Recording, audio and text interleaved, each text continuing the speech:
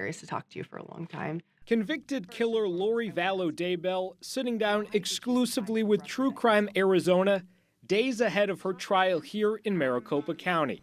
I sat down with criminal defense attorney Russ Richelsoff to go over Vallow's interview. I've been working on my case for 5 years, so I know my case better than an attorney can learn it in 2 years. But here's the thing.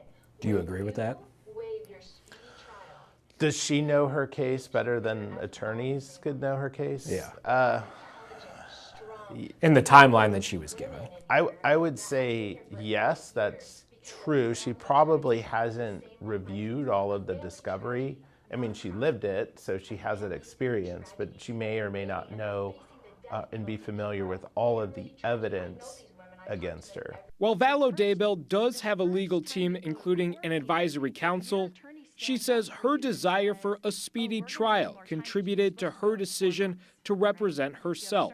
Richelsoff says there will be challenges for her. I think her biggest challenge is going to be asking good questions and then being responsive to the witnesses. In the wide-ranging interview, Brianna Whitney questioned Vallow Daybell on her case and previous conviction. Can you define family tragedy for me? Yeah. Obviously, you were convicted of killing your kids.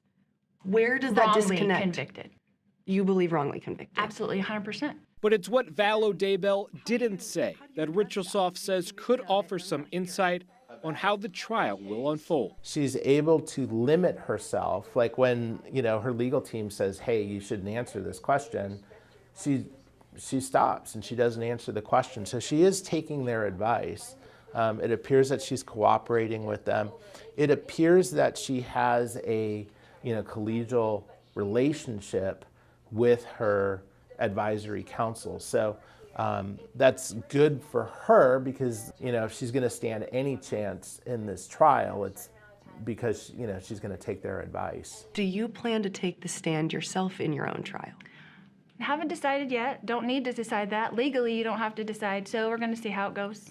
If you were on her advisory council, would you advise her to testify?